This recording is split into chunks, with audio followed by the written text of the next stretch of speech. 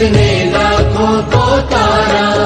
किस महामंत्र का जाप करो भवजल से मिले किनारा। नमो अरिहंताणम नमो सिद्धाणम नमो आयर्याणम नमो उवछायाणम नमो लोये सव्वसाहुणम नमो लोये उवसाहुणम्। येषु पञ्चणमुक्कारो सव्वपावपणासनो मङ्गलानन्ते सव्वेसि पर्णमः वै मङ्गलम्। नमो नमो नमो नमो नमो नमो नमो नमो। नमोकार मंत्र है न्यारा किसने लाखों को तारा। नमोकार मंत्र है न्यारा किसने लाखों को तारा। किस महामंत्र का जाप करो भवजल से मिले किनारा। नमो अरिहंताणम नमो सिद्धाणम नमो आयर्याणम नमो उवछायाणम नमो लोये सव्वसाहुणम। नमो लोये सव्वसाहुणम्। सो फ्रेंड्स, एक छोटा सा चैप्टर है इंटरेस्ट रेट रिस्क मैनेजमेंट, जो कि आपके सिलेबस में है और जो आपको कवर करना है। ये एक चैप्टर ऐसा है जिसमें आपको हर एक क्वेश्चन अपने हाथ से एक बार करके जरूर देखना चाहिए। कॉन्सेप्ट से ज़्यादा इसमें क्वेश्चंस की महत्व है, क्योंकि यहाँ पे हर एक क्वेश्चन की वैरायटी अच्छी खासी मिल जाएगी और मुश्किल से 10 से 12 क्वेश्चंस आपको करने होते हैं। बाकी मैं पूरी कोशिश करूँगा कॉन्सेप्ट रिवाइज करने की, बट फिर भी कुछ अधूरा रह जाएगा, बिकॉज जब तक आप इसके प्रैक्टिकल क्वेश्चंस खुद से नहीं कर लेते तब तक आपका ये चैप्टर पूरा कमांड में नहीं आएगा। सो मैं ये अजम्पशन ले रहा हूँ कि आपका ये चैप्टर अच्छे से हो चुका है, अच्छे से आपने रिवाइज कर लिया है और एग्जाम से पहले आप ये वीडियो देख रहे हैं ताकि आपके जो बेसिक कॉन्सेप्ट्स हैं वो जल्दी से रिवाइज हो जाए। सो यहाँ पर इंटरेस्ट रेट रिस्क को हम मैनेज करते हैं, तो सवाल ये उठता है, ये इंटरेस्ट रेट रिस्क होता क्या है। ये इंटरेस्ट रेट रिस्क होता क्या है? देखिए, जब भी हम लोन लेते हैं हमें डर क्या रहता है? जब भी हम लोन लेते हैं हमें डर यह रहता है कि कहीं इंटरेस्ट रेट बढ़ ना जाए। फाइन। और जब भी हम डिपॉजिट करते हैं हमें क्या डर रहता है कि भैया इंटरेस्ट रेट कहीं गिर ना जाए। सो इसी इंटरेस्ट रेट रिस्क को हम मैनेज करेंगे, जिसका नाम है interest rate risk management. Fine sir, कोई दिक्कत नहीं है, नो प्रॉब्लम एट ऑल। सो एक स्ट्रेटेजी है कैप स्ट्रेटेजी। सो कैप स्ट्रेटेजी में हम क्या करते हैं, हम अपना अपर लिमिट सेट कर लेते हैं कि भैया हम इससे ज्यादा नहीं देंगे, अगर इससे ज्यादा इंटरेस्ट रेट होगा तो आप दीजिएगा, मुझे इतना ही इंटरेस्ट रेट देना है। सो यह एक स्ट्रेटेजी आपका कॉल बायर को डिनोट करता है। Cap strategy means setting the upper limit. Cap buyer strategy is followed by borrower. जो बोरोवर होते हैं वो कैप बायर स्ट्रेटेजी फॉलो करते हैं। ये similar to call buyer position है। कॉल बायर क्या होता है आपको बहुत अच्छे से पता है। Cap buyer use this strategy when they are afraid of rise in interest rate. जब उन्हें डर लगता है कि कहीं इंटरेस्ट रेट बढ़ ना जाए तब वो यह स्ट्रेटेजी यूज करते हैं। Fine, it is similar to call buyer position. So call buyer position आपको अच्छे से पता है। Cap buyer use this strategy जब उन्हें डर लगता है कहीं इंटरेस्ट रेट बढ़ ना जाए। मैं आपके सामने एक एग्जांपल रख रहा हूं। A borrower to cap buyer strategy at EP 10%। Fine. अब मान लीजिए एक्सपायरी में 15% रेट हो गया, तो सबसे पहले बताइए क्या आप एक्सरसाइज करेंगे? जी करेंगे एक्सरसाइज, आप जरूर एक्सरसाइज करेंगे। आपको कितना रेट देना होगा? आप जरूर एक्सरसाइज करेंगे। आपके लिए जो लोन एप्लीकेबल होगा वो 10% ही होगा, क्योंकि आपने एक बायर पोजीशन लिया है, आपने अधिकार खरीदा है, आप अपनी मर्जी के मालिक हो। आपको 10% बेहतर लग रहा है या 15%? 10% बेहतर लग रहा है। सेम इसी तरह से अगर 7% अगर बोरिंग रेट हो ऑन एक्सपायरी, तो आप बोलोगे नहीं मैं एक्सरसाइज नहीं करूंगा, तो आपको कौन सा रेट लगेगा? रेट आपको 7% लगेगा, क्योंकि आप अपनी मर्जी के मालिक हो। ऑब्वियस बात है, इस कैप स्ट्रेटेजी को खरीदने के लिए आपको क्या देना पड़ेगा? आपको प्रीमियम देना पड़ेगा। ठीक है, प्रीमियम आपको अलग से देना पड़ेगा। जिस तरह से हम ऑप्शन चैप्टर में करते थे उसी तरह से यहां पर भी प्रीमियम आपको देना पड़ेगा। अगर प्रीमियम का इंफॉर्मेशन क्वेश्चन में दिया हुआ है तो वो माइनस होगा, वो लेस होगा। So in any case the borrower will not pay more then 10%। किसी भी हाल में बोरोवर 10% से ज्यादा नहीं देगा, इसलिए हम कहते हैं hence he set an upper limit which is known as cap. Hence हम इसलिए कहते हैं कि उसने अपर लिमिट सेट कर लिया है जिसे कैप कहा जा रहा है। Fine sir, no problem at all.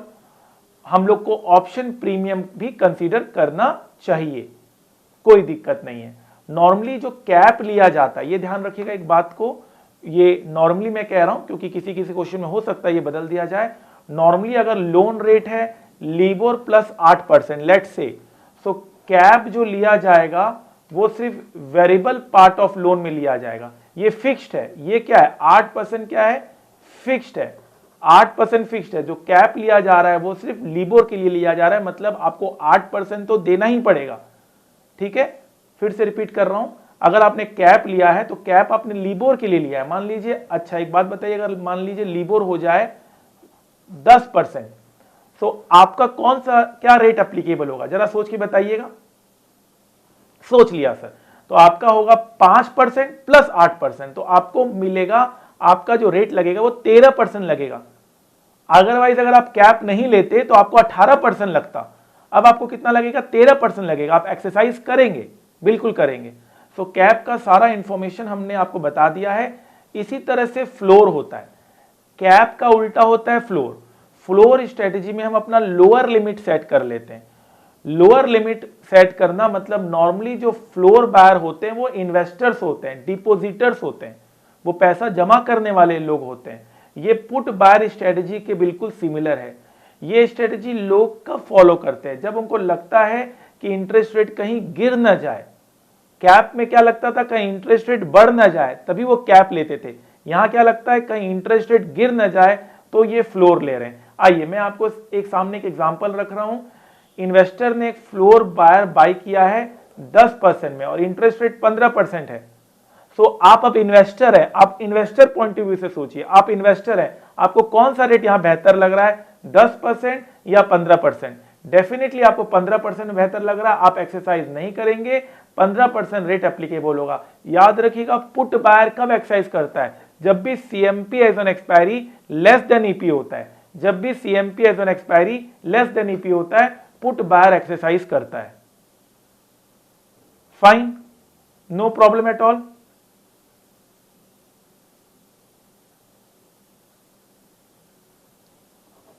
कोई दिक्कत नहीं। एक एग्जांपल हम और लेते हैं आपके सामने। अगर 7% अगर मेरा इन्वेस्टमेंट रेट है तो क्या होगा मेरा इन्वेस्टमेंट रेट, क्या मैं एक्सरसाइज करूंगा? हाँ, मैं एक्सरसाइज करूंगा।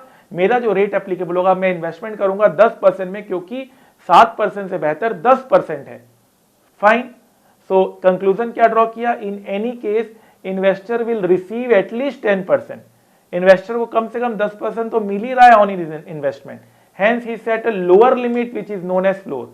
इसलिए कहा जाएगा कि वो एक लोअर लिमिट सेट कर रखा है जिसे फ्लोर कहते हैं। हाँ, डेफिनेटली ऑप्शन प्रीमियम को भी यहां देखना होगा, अगर क्वेश्चन में होगा तो वो तो लेस होगा ही होगा। ठीक है, तो हमने कैप भी अच्छे से समझ लिया, हमने फ्लोर भी अच्छे से समझ लिया। फाइन, चले आगे। चलिए sir, collar strategy. Collar strategy क्या होता है? Collar strategy mix of cap and floor होता है। कॉलर स्ट्रेटेजी मतलब होता है कि आपने एक कैप बाई किया है और आपने एक फ्लोर सेल किया है। कॉलर स्ट्रेटेजी मतलब होता है कि आपने एक कैप बाई किया है, सो आप बाई करेंगे तो आपको ऑप्शन प्रीमियम देना पड़ेगा, और आपने एक फ्लोर सेल किया है। तो अभी हमने जो कॉन्सेप्ट किया था फ्लोर बायर के पॉइंट ऑफ व्यू से किया था, फ्लोर सेलर का ऑपोजिट होगा। फ्लोर सेल किया है तो इसका मतलब आपको ऑप्शन प्रीमियम मिलेगा।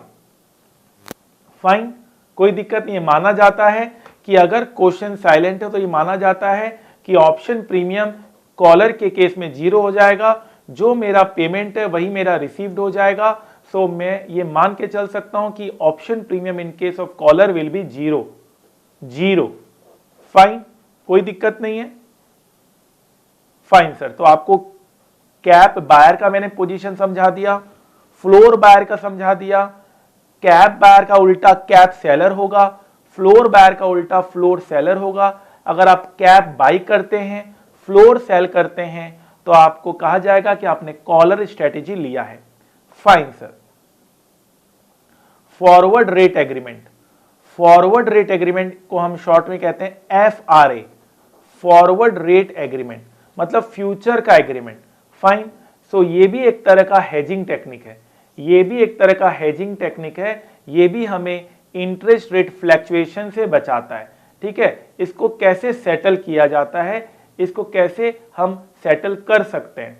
लेट से अगर मैं आपके सामने एक एग्जांपल दे रहा हूं, सो आप मुझे बताइए, अगर मान लीजिए मैंने एक FRA लिया है 10% में, अगर मैंने एक FRA लिया है 10% में, ध्यान रखिएगा यहां कोई ऑप्शन नहीं है, यहां कोई प्रीमियम नहीं होगा, यहां पे आपको प्रॉफिट भी हो सकता है, लॉस भी हो सकता है। ऑप्शन के केस में तो आपको हमेशा प्रॉफिट होगा, हाँ ओपी का लॉस होता है, वो आपको ऑलरेडी मैंने ऑप्शन चैप्टर में समझा दिया है। OP always will be paid, it is a sunk cost, ये नॉन एडजस्टेबल नॉन रिफंडेबल होता है, वो तो आपका कॉस्ट का पार्ट है ही बायर लोगों के लिए। ठीक है, तो यहां पर अगर आपने FRA 10% में बुक किया है और रेट अगर 15% हो गया, तो आप बहुत खुश होंगे, आप बहुत खुश होंगे, अच्छा हुआ मैंने 10% में अपना बुक कर लिया है। अगर आप सिर्फ नेट सेटलमेंट की बात कर रहे हैं, अगर आपको सिर्फ नेट सेटल करना है, तो आपको 5% का यहां फायदा होगा, यहां पर आपको 5% का फायदा होगा, और इस केस में आपको 3% का नुकसान होगा। तो यहां पे आपको 5% का फायदा होगा और यहां पर आपको 3% का नुकसान होगा। फाइन, कोई दिक्कत नहीं है। यहां पर आप बोलोगे अच्छा हुआ मैंने कॉन्ट्रैक्ट कर लिया, आपको 10% में अब लोन मिलेगा, न कि 15% में, तो यहां पे आपको 5% का फायदा हो गया। फाइन, यहां पर आपको 10% में ही लोन लेना पड़ेगा, यहां पर कोई ऑप्शन नहीं है, कोई एक्साइज नॉट एक्साइज वाला पॉइंट नहीं है। जहां आप 7% में लोन ले सकते, तो यहां 3% का आपको नुकसान हो गया। Fine sir.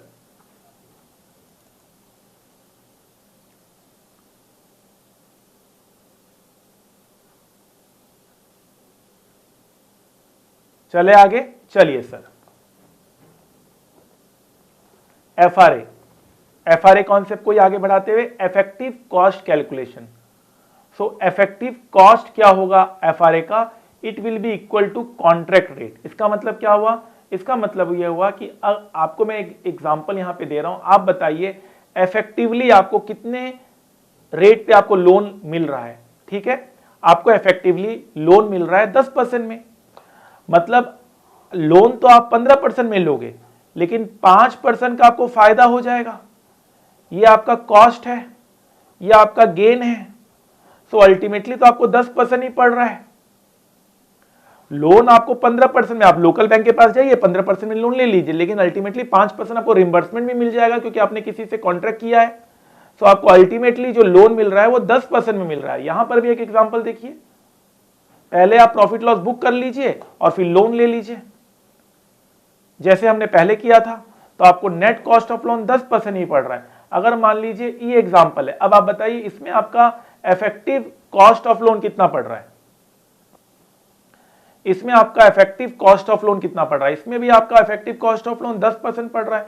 यहां पर आपका 3% का नुकसान है, लेकिन आप लोन लेने जाएंगे तो 7% लगेगा, लेकिन टोटल आपका इफेक्टिव कॉस्ट कितना हुआ, 10% हुआ। यहां पर टोटल आपका इफेक्टिव कॉस्ट 10% हुआ।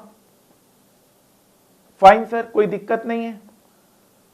सो ये कोड कैसे किया जाता है, FRA कोड कैसे किया जाता है। अगर मैं कहता हूं FRA 2x5, तो इसका क्या मतलब है, अगर मैं कहता हूं FRA 2x5, तो इसका क्या मतलब है, इसका सिंपल सा मतलब है कि मैं 2 महीने बाद लोन लेना चाहता हूं 3 महीने के लिए।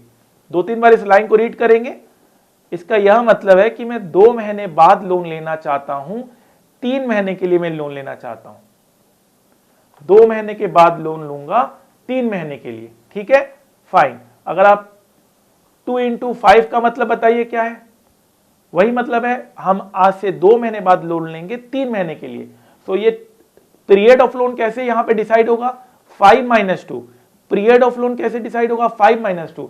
एग्रीमेंट तो आपका आज ही इंटर हो रहा है, FRA एग्रीमेंट में आप आज इंटर कर रहे हो, लोन इस दिन ले रहे हो और लोन का मैच्योरिटी इस दिन हो रहा है।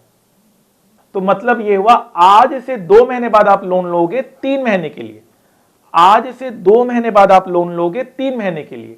ठीक है, फाइन। अच्छा, मैं आपसे एक और चीज पूछता हूं, मान लीजिए आज से 5 महीने बाद मैं लोन लेना चाहता हूं 2 महीने के लिए, बताइए। तो FRA क्या होगा, आज से 5 महीने बाद मैं लोन लेना चाहता हूं 2 महीने के लिए, तो FRA होगा 5 × 7।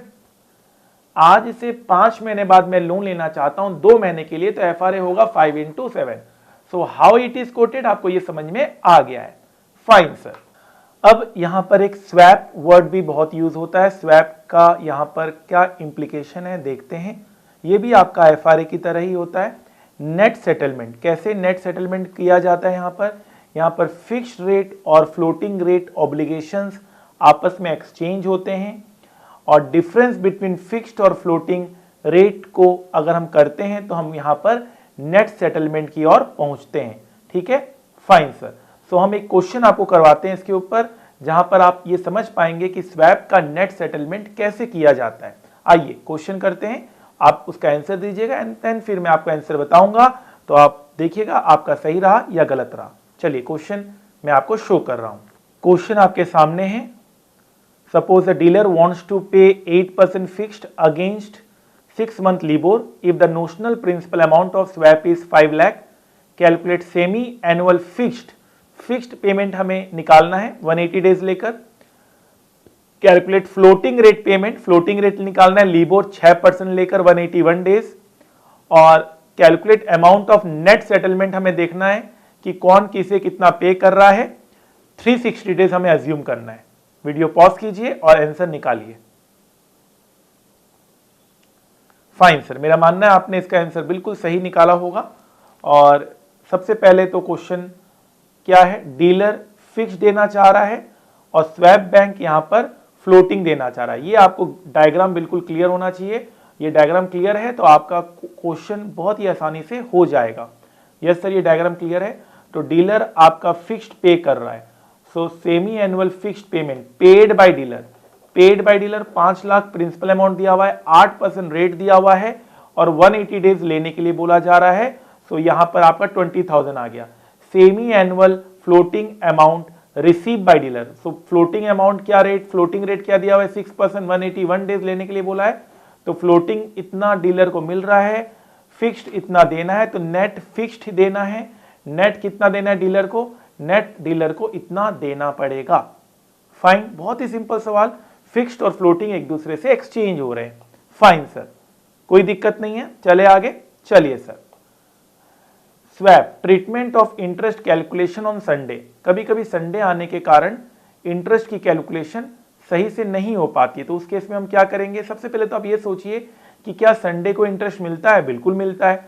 तो संडे को इंटरेस्ट जो मिलेगा वो कौन से रेट पे मिलेगा, अगर डेली इंटरेस्ट रेट चेंज हो रहा है तो संडे को जो इंटरेस्ट रेट मिलेगा वो सैटरडे के रेट में मिलेगा। तो सैटरडे का जो रेट होगा वही संडे का रेट हम मानेंगे। संडे को भी इंटरेस्ट मिलता है, पहला कॉन्सेप्ट ये है। दूसरा कॉन्सेप्ट ये है कि संडे को कौन सा इंटरेस्ट रेट लगेगा, अगर डेली इंटरेस्ट रेट चेंज हो रहा है तो सैटरडे वाला इंटरेस्ट रेट लगेगा संडे को। फाइन, कोई दिक्कत नहीं है। चलिए, swap effective cost calculation. So again यहां पर इफेक्टिव कॉस्ट की बात आ गई। सबसे पहले तो नेट सेटलमेंट कर लीजिए, वही बात। सबसे पहले आप नेट सेटलमेंट कर लीजिए। नेट सेटलमेंट कैसे करना है, अभी आपने क्वेश्चन किया था, नेट सेटल कर लीजिए और देख लीजिए जो भी रेट है उस रेट पे लोन ले लीजिए और आपका इफेक्टिव कॉस्ट ऑफ लोन क्या आएगा, इफेक्टिव कॉस्ट ऑफ लोन आएगा स्टेप 2 प्लस माइनस स्टेप 1। अगर स्टेप 1 में लॉस है तो ऐड हो जाएगा क्योंकि हम कॉस्ट ले रहे हैं, अगर स्टेप 1 में प्रॉफिट है तो लेस हो जाएगा। फाइन, कोई दिक्कत नहीं है। सेम तरीका हमने करेंसी फ्यूचर ऑप्शन में भी किया था। पहले अपना प्रॉफिट लॉस बुक कर लीजिए, फिर देख लीजिए जो भी रेट चल रहा है उस पर लोन ले लीजिए। इफेक्टिव कॉस्ट कितना पड़ेगा, इफेक्टिव रियलाइजेशन रेट कितना आएगा, सेम तरह का सवाल हमने करेंसी फ्यूचर ऑप्शन में भी किया था।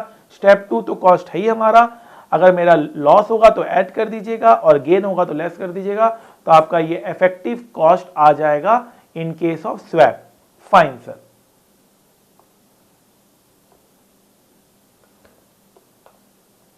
Swap, when two customer deals with each other with the help of swap bank, borrow in same currency। अब बीच में स्वैप बैंक आ गया और दो कस्टमर आपस में डील कर रहे हैं। ठीक है, फाइन सर। सो इस केस में इसको मैं एक पार्ट 1 कहता हूं और एक हम और क्वेश्चन करेंगे जिसमें हम सेम इसी तरह का सवाल होगा लेकिन पार्ट 2 उसको हम बोलेंगे। तो सबसे पहले यहां पर क्या करना है, सबसे पहले आपको सिंपल सा फंडा है, सबसे पहले आपको एक फॉर्मेट लेना है कि भैया यहां पर सबसे पहले आप ये निकाल लीजिए कि total interest cost without swap कितना होता है। तो सबसे पहले यहां पर क्या करना है, सबसे पहले आपको देखना है total interest cost without swap. आप देख लीजिए अगर वो स्वैप नहीं करते हैं तो उनको क्या कॉस्ट देना पड़ेगा।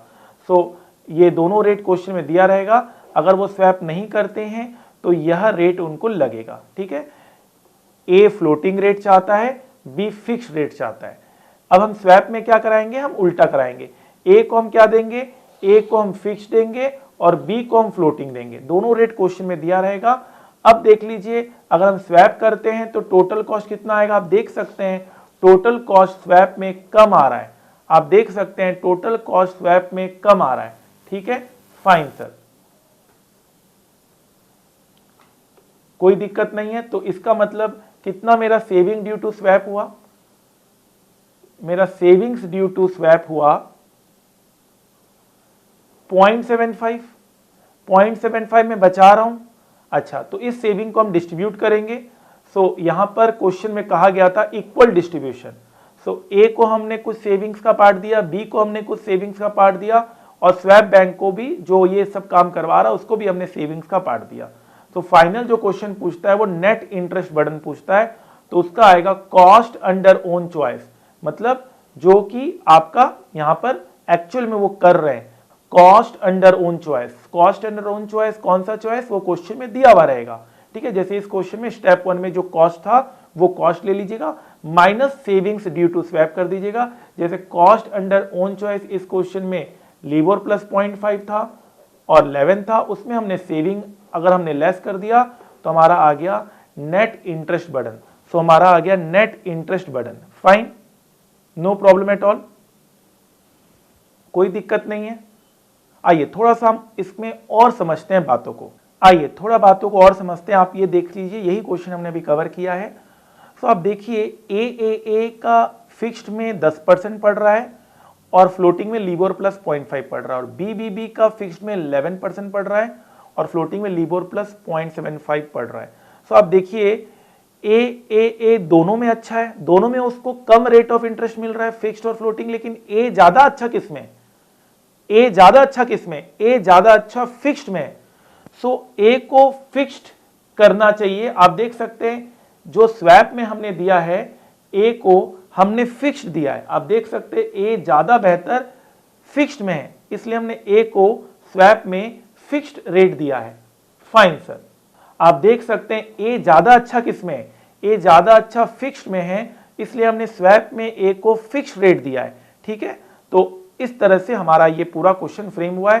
पहले कॉस्ट अंडर ओन चॉइस, फिर आप स्वैप करवा दीजिए, फिर डिस्ट्रीब्यूशन ऑफ सेविंग्स करवा दीजिए, फिर आप नेट कॉस्ट जो आएगा वो अपनी choice minus saving due to swap. यहां पर इनकी चॉइस क्या थी, आप देख सकते हैं यहां पे साफ साफ लिखा हुआ है A is interested in raising loan under floating rate. So इनकी चॉइस फ्लोटिंग रेट थी, तो फ्लोटिंग रेट ही हमने लास्ट में रखा, minus savings due to swap. कोई दिक्कत नहीं है, ठीक है सर। इसका एक और वैरायटी हम करेंगे थोड़ी देर बाद। Swap, when two customers deal with each other, one borrows in different currency. मतलब ये सेम क्वेश्चन है, क्वेश्चन पहले जो था यही क्वेश्चन है, बस यहां पर जो करेंसी है वो डिफरेंट कंट्री की है। यहां पर जो करेंसी थी, दोनों पार्टी देख सकते हैं, दोनों party both are planning to raise loan of $1 million. यहां दोनों पार्टी डॉलर ही लोन लेना चाहती थी, लेकिन यहां पर एक पार्टी लेट से डॉलर लोन लेना चाहेगी और एक पार्टी लेट से करेंसी लोन लेना चाहेगी। कॉन्सेप्ट वाइज ये बिल्कुल सिंपल है, बस आपको फाइनल आंसर एक सिंगल करेंसी में लेकर आना है, चाहे आप फाइनल आंसर डॉलर में दीजिए या दूसरे करेंसी में दीजिए। दो करेंसी यहां पर दी गई होगी, आपको फाइनल आंसर कोई एक करेंसी में देना है। कॉन्सेप्ट बिल्कुल सिमिलर है पहले की तरह, फिर से रिपीट करते हैं। Total cost without swap, total cost with swap, तो आपका आ जाएगा बेनिफिट, तो आपका आ जाएगा बेनिफिट। अगर मैं स्वैप नहीं करता हूं तो मेरा कॉस्ट क्या रहेगा, और अगर मैं स्वैप करता हूं तो मेरा कॉस्ट क्या रहेगा, तो आपका बेनिफिट आ जाएगा। फाइन, कोई दिक्कत नहीं है। कभी कभी सिनेरियो एनालिसिस भी होता है स्वैप में, अलग अलग आपको कंडीशंस दिया जाएगा और उस कंडीशंस को आपको इवैल्यूएट करना है। Scenario analysis means a technique where we calculate floating rate of interest at various scenario various situation. Floating rate देखिए, फ्लोटिंग नाम से पता चल रहा है हर एक मार्केट कंडीशन में अलग अलग होगा। मार्केट कंडीशन अगर अच्छा हो तो फ्लोटिंग रेट ये होगा, मार्केट कंडीशन अगर बुरा हो तो फ्लोटिंग रेट ये होगा, मार्केट कंडीशन अगर मीडियम हो तो फ्लोटिंग रेट ये होगा। तो अलग अलग सिनेरियो में हम लोग कैलकुलेट करते हैं और ये निर्णय लेते हैं कि कौन सा सिनेरियो हमारे लिए बेस्ट है। Fine sir. कभी कभी हमें स्वैप में प्रेजेंट वैल्यू कैलकुलेशन भी करना होता है।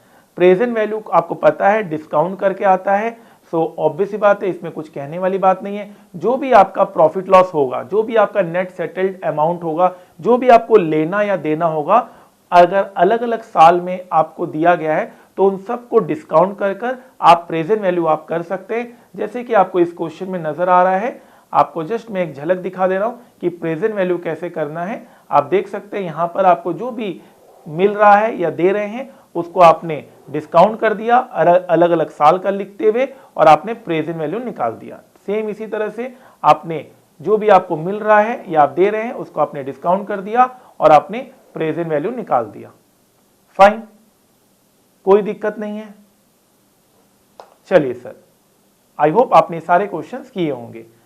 स्वैप विथ सेंसेक्स या इंडेक्स रिटर्न। सो हम स्वैप किसी के साथ भी कर सकते हैं। हम स्वैप कर सकते हैं भैया सेंसेक्स का जो रिटर्न होगा वो आप मुझे दे देना और मेरी जो रिटर्न है वो आप ले लेना, तो इसको भी हम स्वैप कहते हैं। In this case we swap our portfolio return with Sensex return. Sensex मतलब market return.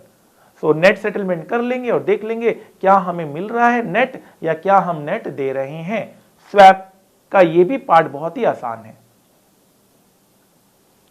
Swap with the help of government. कभी कभी जब बड़े बड़े प्रोजेक्ट्स होते हैं तो गवर्नमेंट एक गारंटी देता है।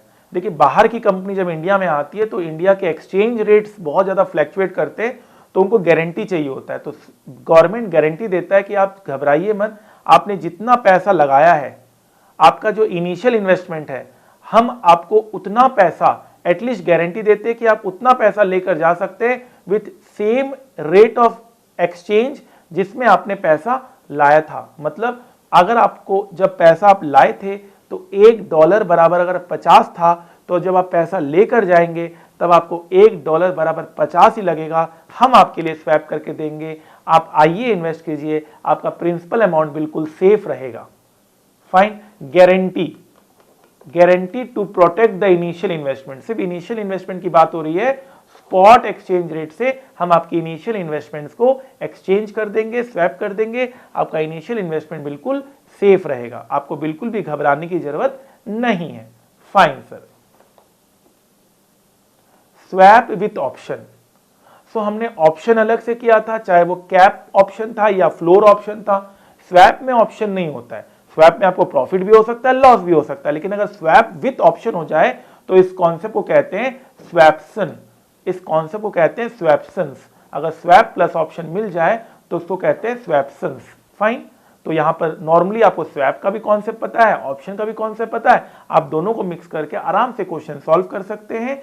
बस ये ध्यान रखिएगा आपके पास यहाँ पे राइट होगा, आप चाहे तो एक्सरसाइज कर सकते, नहीं कर सकते तो लॉस होगा तो आप एक्सरसाइज मत कीजिएगा, प्रॉफिट होगा तो एक्सरसाइज करिएगा। ओपी तो आपको देना ही पड़ेगा, ओपी का कुछ नहीं हो सकता। Fine sir. Interest rate swap when interest type of objective of both parties are missing.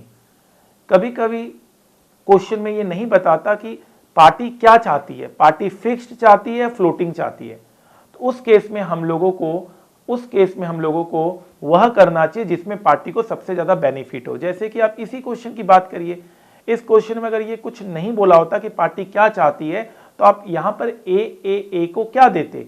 ए को मैं कहता भैया तुम फिक्स्ड रेट से बोरो करो और बी को मैं कहता तुम फ्लोटिंग रेट से बोरो करो। ठीक है। कभी कभी मिसिंग होता है इंफॉर्मेशन की पार्टी क्या चाहती है, ये इंफॉर्मेशन क्वेश्चन में नहीं दिया होता। जैसे मैं आपको इसी क्वेश्चन की बात कर रहा हूं जो आपके सामने नजर आ रहा है। फ्लोटिंग रेट देखिए मीबोर -0.5 है, मीबोर +1 है और यहां पर 10% और 12.5% है। सो धर्म कंपनी को क्या करना चाहिए बताइए, फिक्स्ड में जाना चाहिए या फ्लोटिंग में जाना चाहिए। धर्म कंपनी को क्या जाना चाहिए, धर्म कंपनी को जाना चाहिए फिक्स्ड में। धर्म कंपनी को जाना चाहिए फिक्स्ड में क्योंकि 2.5% का गैप है। आप देखिए 2.5% का गैप है। आप देखिए सॉल्यूशन में भी हमने धर्म कंपनी को अल्टीमेटली फिक्स्ड दिया है और स्मूथ को फ्लोटिंग दिया है, ठीक है, और इससे हमारा सेविंग्स भी हो रहा है 1% का, ठीक है। फाइन सर, तो आपको अपने आप से अंदाजा लगाना पड़ेगा अगर क्वेश्चन साइलेंट है कि क्या करना चाहिए, किस पार्टी को किस टाइप ऑफ इंटरेस्ट रेट से बोरो करना चाहिए। Fine sir, expectation theory, calculation of forward rate. Forward rate मतलब क्या होता है, हर साल का जो डिस्काउंट रेट होगा यहां पर अलग अलग होगा, हर साल का डिस्काउंट रेट यहां पर अलग अलग होगा। तो किस तरह से फॉरवर्ड रेट कैलकुलेट करना है, तो फॉरवर्ड रेट कैलकुलेट करने का इक्वेशन है, जो एक साल का अगर आपको रेट दिया हुआ है तो आप इक्वेट करेंगे 1 + FR1। अगर 2 साल का रेट दिया हुआ है तो 2^2, क्योंकि 2 साल का रेट है तो आप इसको तोड़ेंगे 1 + FR1 1 + FR2। अगर 3 साल का रेट दिया हुआ है तो आप करेंगे 2^3, आप इसको तोड़ेंगे 1 + FR1 1 + FR2 1 + FR3। यहां पर FR1 कहां से मिलेगा, पहले वाले से। यहां पर FR1 और FR2 कहां से मिलेगा, FR1 तो पहले वाले से, FR2 इधर वाले से। इस तरह से हम कैलकुलेट करते रहेंगे। सर ये तीनों रेट क्या क्वेश्चन में दिया रहेगा, हाँ दिया रहेगा, ये तीनों रेट क्वेश्चन में दिया रहेगा और आप फॉरवर्ड रेट्स आराम से निकाल सकते हैं। एक क्वेश्चन करते हैं ताकि आपको ये कॉन्सेप्ट बहुत ही आसान लगे, बहुत आराम से आपको ये समझ में आ जाए। क्वेश्चन आपके सामने है, आप मुझे क्या निकाल कर देंगे, आप मुझे निकाल कर देंगे FR2 और FR3। मैं कुछ सेकंड्स का वक्त दे रहा हूं, आप वीडियो पॉज कर सकते हैं। FR2 और FR3 आप मुझे निकाल कर दीजिए, मैं वेट कर रहा हूं, वीडियो पॉज कर सकते हैं आप। फाइन, आई होप आपने सही निकाला होगा, एक बार मैं भी चेक कर लूं। सो FR1 तो बहुत ही आसान है, जो 1 साल का रेट है आप देख सकते हैं, 2 साल का रेट है क्वेश्चन में, और ये 3 साल का रेट है, ठीक है, 2^1 2^2 2^3, ठीक है। ये आप इक्वेट कर दीजिए FR1 से, FR1 FR2 से, ये FR1 FR2 FR3 से। FR1 आपका हमेशा गिवन ही होगा, आप देखिएगा FR1 हमेशा गिवन होगा। यहां पर FR1 लगाकर FR2 निकाल दिया, यहां FR1 FR2 निकालकर FR3 निकाल दिया। बहुत ही ज्यादा आसान concept, too simple concept. Fine sir, चले आगे, चलिए सर। फाइन सर, कभी कभी क्वेश्चन में बोलता है selection of best country for borrowing. So उस केस में मैं आपको यही कहूंगा कि we should borrow in such country, हमें उस कंट्री से बोरो करना चाहिए जहां हमारा आउटफ्लो सबसे कम है। फाइन, ये बहुत ही बेसिक सा कॉन्सेप्ट है, हमें अलग अलग ऑप्शंस में देखना है और यह निर्णय लेना है कि कौन सा बेस्ट ऑप्शन है फॉर बोरोइंग के लिए, जहां मेरा आउटफ्लो सबसे कम होगा वही ऑप्शन सबसे बेस्ट होगा। Fine sir, forward rate concept arbitrage. So हम स्वैप और फॉरवर्ड रेट कॉन्सेप्ट में आर्बिट्रेज भी कर सकते हैं। आर्बिट्रेज तो मतलब सिंपल है, बहुत सारे रेट्स दिए होंगे यहां पर, आपको बस ध्यान रखना है we should borrow at lower rate and invest at higher rate. We should borrow at lower rate, हम सस्ता बोरो करेंगे और हायर रेट पे इन्वेस्ट करेंगे। बस सिंपली हम आर्बिट्रेज यहां पर कैलकुलेट कर सकते हैं। When one party in swap agreement is in a strong bargaining position, कभी कभी एक पार्टी बहुत स्ट्रॉन्ग पोजीशन में रहती है, स्ट्रॉन्ग बार्गेनिंग पोजीशन में रहती है, तो उनको ज्यादा फायदा मिलेगा। जैसे कि हमने आपको क्वेश्चंस भी दिया था, बताया था कि भैया ए ज्यादा स्ट्रॉन्गर है, तो वो जो स्वैप आता है, जो सेविंग्स ड्यू टू स्वैप आता है, उसमें वो ज्यादा परसेंटेज शेयर लेना चाहेगी, भैया मेरी वजह से ये गेन आ रहा है तो मुझे 50-50 नहीं, मुझे 70-30 करो, मेरा 70% होना चाहिए, तुम्हारा 30% होना चाहिए। In swap agreement if one party is financially stronger than another party, then the stronger party may demand higher share in savings due to swap. मैंने कहा ना, the stronger party may demand higher share in savings due to swap. Fine sir, no problem at all. कभी कभी interest rate swap और cap के बीच में options choose करने के लिए बोलता है कि भैया इंटरेस्ट रेट स्वैप अच्छा है या कैप अच्छा है। तो डेफिनेटली दोनों का हमने अलग अलग से तो कॉन्सेप्ट कर लिया है, दोनों को हम सॉल्व करेंगे, जिसमें हमें ज्यादा बेनिफिट होगा हम वो चूज कर लेंगे। Fine sir, interest rate cap, कभी कभी क्वेश्चन आपको इंटरेस्ट रेट कैप के पैरामीटर्स को लिखने बोलता है। सो इंटरेस्ट रेट कैप का पैरामीटर्स कुछ इस तरह से आपको देखना पड़ेगा कि प्रिंसिपल अमाउंट कितना है, आपको स्ट्राइक रेट देखना पड़ेगा, आपको रेफरेंस रेट देखना पड़ेगा, क्वेश्चन में सब दिया रहेगा। आपको कैलकुलेशन एंड सेटलमेंट डेट देखना है, आपको ड्यूरेशन ऑफ कैप देखना है कि कितने दिनों तक ये चलेगा, प्रीमियम देखना है कि कहीं प्रीमियम तो दिया जा रहा है कि नहीं दिया जा रहा है। तो ये 6 पैरामीटर्स है जिसको आपको ध्यान रखना है।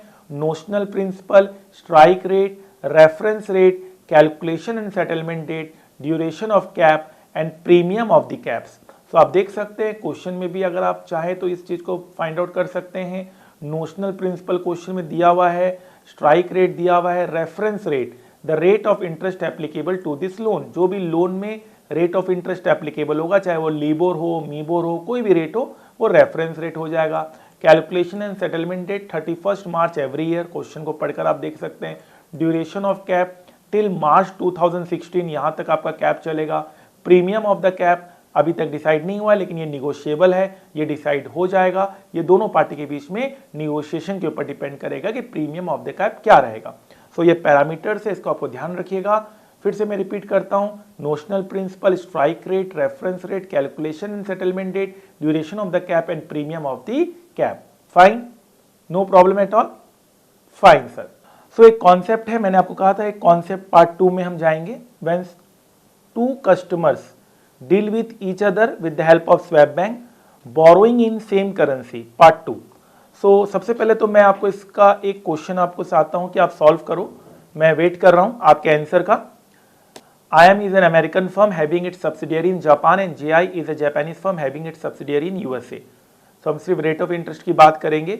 USD फ्लोटिंग रेट दिया हुआ है IM एंड JI का, JPY फिक्स रेट दिया हुआ है IM एंड JY का। IM wishes to borrow at floating rate और JI at fixed rate. The amount required by both the companies is same. A financial institutions required 75 basis point as commission, very good. The company agrees to share the benefit equally. Whether a beneficial swap can be arranged, what rate of interest for both IM and JI। तो इसकी framing थोड़ी different है and exam में भी आया हुआ सवाल है, तो हम डेफिनेटली इसमें इंस्टीट्यूट का ओपिनियन जो होगा वो फॉलो करेंगे। सो वीडियो पॉज करके आप इसका आंसर निकालिए। आई होप आपने इसका आंसर निकाल दिया है। सो यहां पर आप देख सकते हैं कि IM किसमें ज्यादा बेहतर है, आप बताइए IM किसमें ज्यादा बेहतर है। IM फ्लोटिंग रेट में ज्यादा बेहतर है, फ्लोटिंग रेट में 2% ज्यादा बेहतर है IM, कम रेट ऑफ इंटरेस्ट मिल रहा है, ठीक है। IM फ्लोटिंग रेट में ज्यादा बेहतर है और IM चाहता भी फ्लोटिंग रेट है। अभी तक जितने क्वेश्चंस होते थे उसमें जिसमें बेहतर होता था वो नहीं चाहता था वो, लेकिन यहां पर चाहत भी फ्लोटिंग रेट की है, तो अच्छी बात है। तो फिर यहां पे क्वेश्चन किस तरह से फ्रेम होगा, अच्छा कितना परसेंट बेटर है IM फ्लोटिंग रेट में, 2% बेहतर है, और फिक्स रेट में कितना है, ओनली 0.25। तो आप समझ सकते हैं इसमें जो टोटल गेन निकल कर आएगा वो आएगा 1.75 का। मैं आपको पहले बता दे रहा हूं 1.75 का टोटल गेन निकल कर आएगा, जिसमें 0.75 तो ले जाएगा स्वैप बैंक।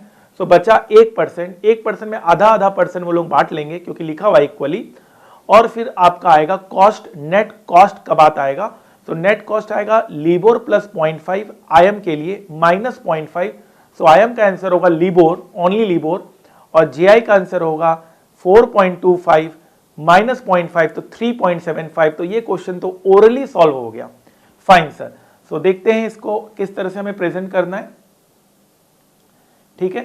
तो सबसे पहले तो आप इसमें लिखेंगे total interest cost best choice से कितना आ रहा है, जो उनका चॉइस बेस्ट था उस हिसाब से ये आ रहा है, ठीक है। और अगर वर्स्ट चॉइस होता तो क्या आता, अगर उल्टा होता तो क्या होता, इसका मतलब बेस्ट चॉइस में सेविंग्स कितना हो रहा है 1.75 का। तो डिस्ट्रीब्यूशन ऑफ सेविंग्स हम करेंगे, तो ये आपका आ जाएगा 0.5, 0.5 and 0.75। So net interest burden क्या होगा, cost under own choice minus savings. So ये लीवर हो गया, ये 3.75 हो गया। फाइन, कोई दिक्कत नहीं है। तो बहुत सारे वैरायटी ऑफ क्वेश्चन हमने क्लास में किए हैं, हर एक का प्रैक्टिकल क्वेश्चंस हमने कराया है, बहुत डिटेल में हमने कराया है, और आई होप आप उससे कॉम्प्लीमेंट नहीं करेंगे। इस रिविजनरी लेक्चर का अलग इंपॉर्टेंस है, क्लास का अपना अलग इंपॉर्टेंस है, सबके इंपॉर्टेंस को आप बहुत अच्छे से समझ रहे हैं, और तभी आप इस लेक्चर को देख रहे हैं, ताकि आप एग्जाम से पहले आप में जो छोटी छोटी जो आप गलतियां करते हैं वो भी आप ना करें, और आप 100% मार्क्स सिक्योर करें। सो यह चैप्टर भी हमारा रिवीजन हो चुका है। आई होप आपने इस चैप्टर से सारे क्वेश्चंस अच्छे से किए होंगे और ये चैप्टर भी बहुत ज़्यादा आसान है, भूल से भी इस चैप्टर को छोड़कर मत जाइएगा। एग्ज़ाम के लिए ये एक तरह का आपके लिए बोनेंजा है। ये छोटे छोटे चैप्टर्स हैं, काफ़ी काम के चैप्टर्स हैं, रिवीजन भी जल्दी हो जाती है और मार्क्स भी 100% मिलता है। Fine fine sir.